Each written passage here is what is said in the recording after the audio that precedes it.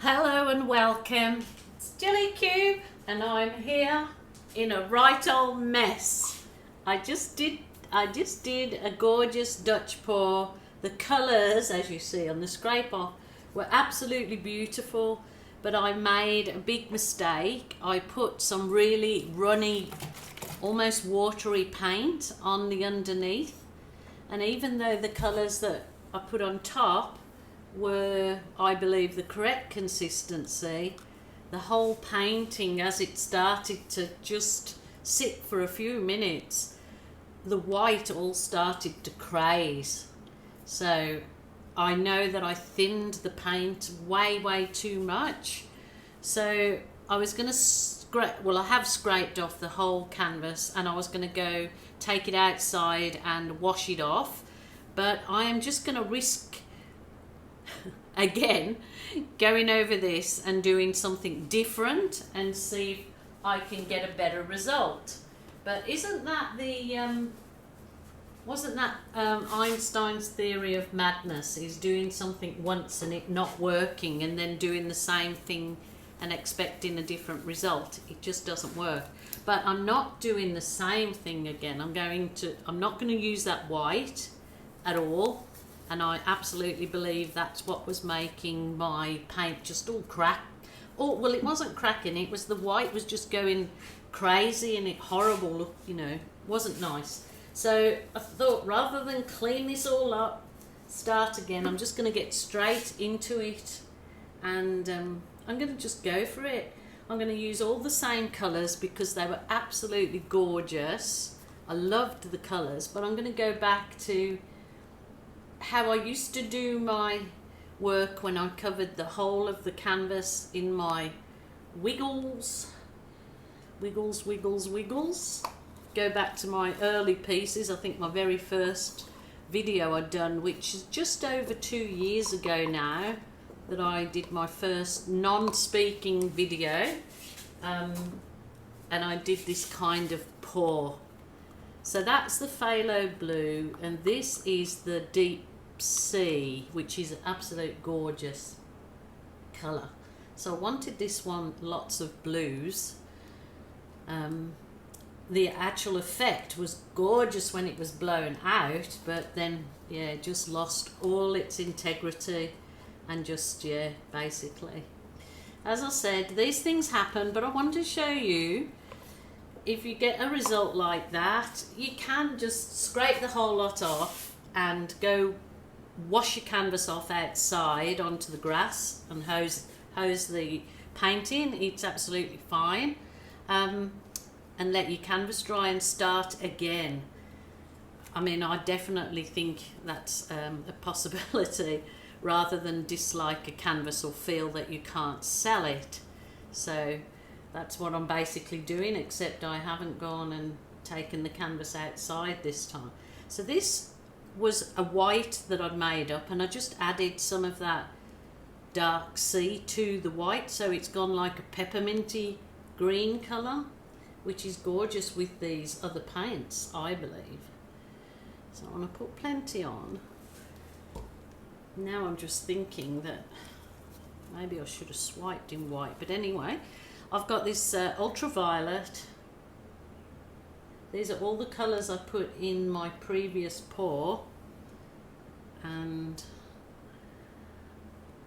I will have to do the Dutch pour in it again because they were gorgeous.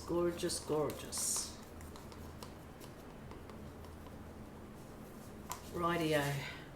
Now I have got, this is the Berry Delicious that I make up. So I start with a real dark red and then add phthalo blue, and then I add a blob of black if you want it to go as black as like a cherry black.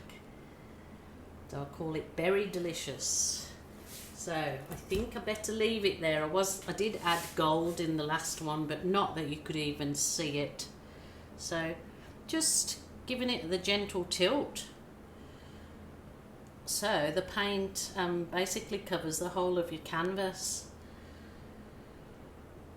This is back to the good old days, or the days that I used to do a lot of these, because it was my first attempts, and this is what I used to, this is how I started doing these kind of pours. Merrily go on my own little way, as you do.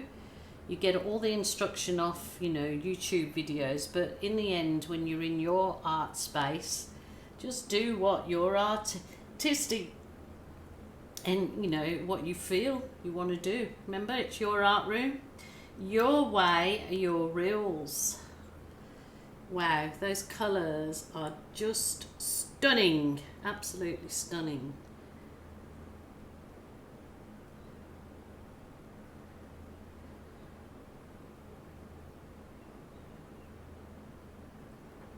So just recentering the whole thing again, so the paint is sitting hopefully very even. It's already started to sell up. I'm just grabbing a cloth.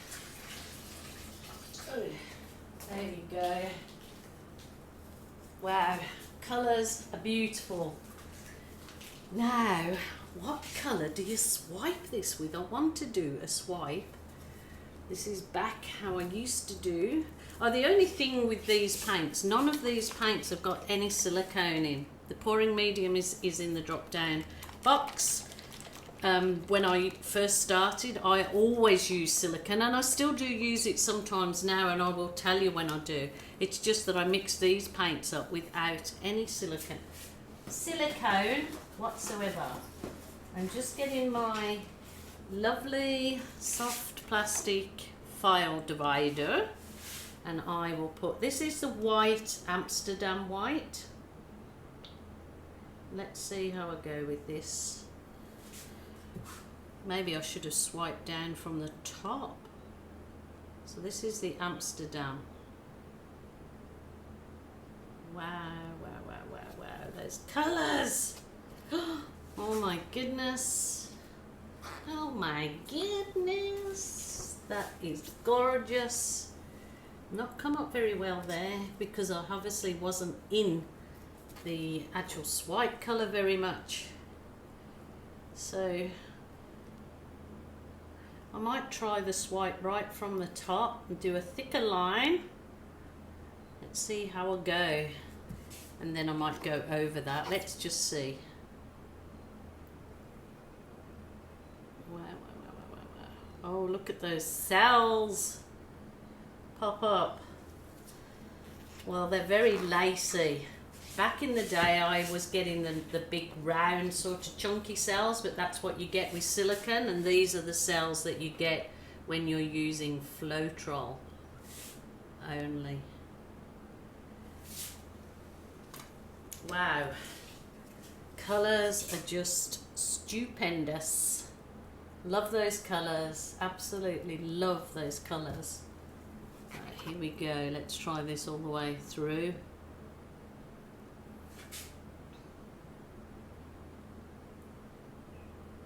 So it's had a double swipe. Oop. Not worrying about that bit there. The colours are, I knew they were gorgeous from the previous pour that I just did, that I scraped. But as I said, it was no good leaving it because it was not going to work. But anyway, I am not. I may only just embellish the top there. Maybe some rolls would look good just on the very end. Rolls and not kisses. I'm loving this. I will bring you down because you have to see this is so gorgeous. So maybe just to look a bit like waves there. Does that look like waves? Or feathers maybe. Ooh, go the other way.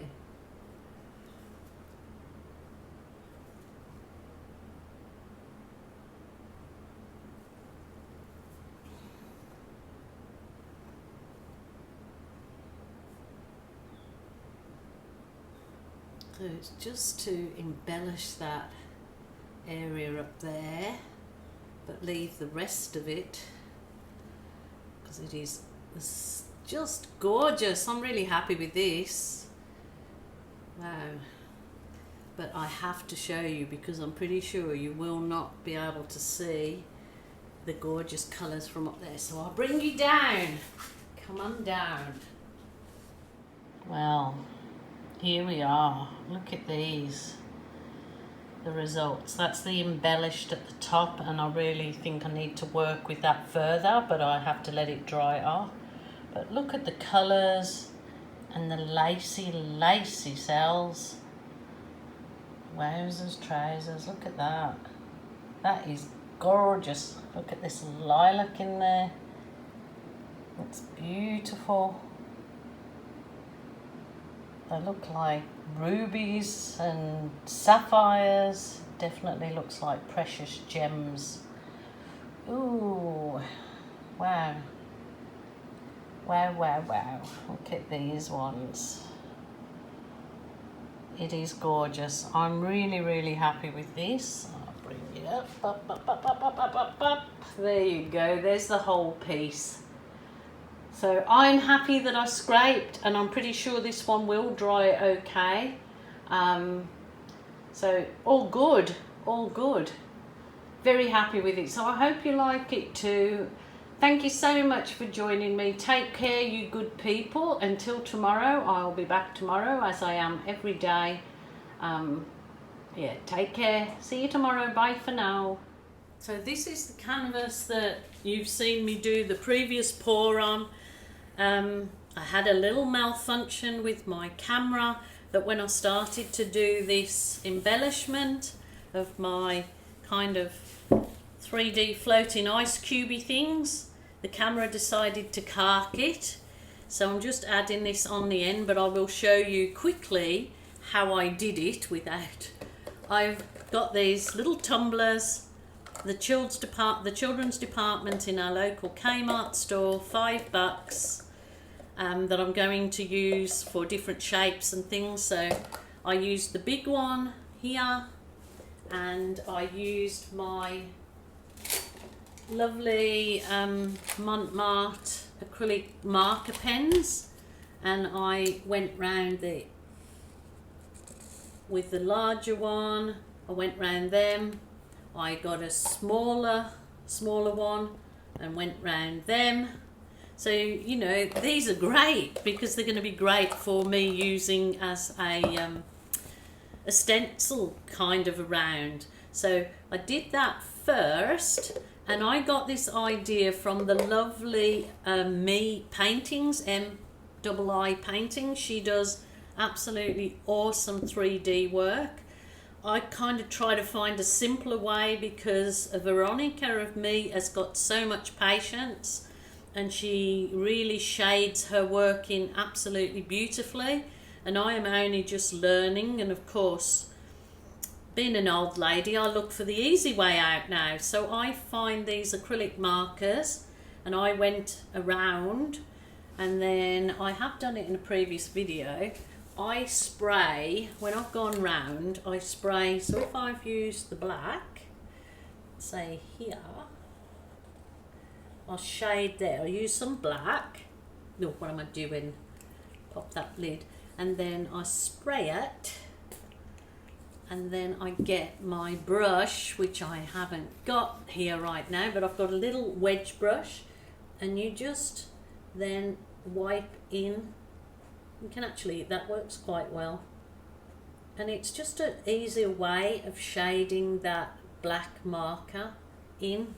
And then I did the same with the white. I just went round the very edge with white. It was just to define these. They certainly do not look anywhere near as beautiful as Veronica's from Me Paintings, but I'm just giving this one a go. So that's what I did with the pour that you seen earlier. So I just wanted to show you.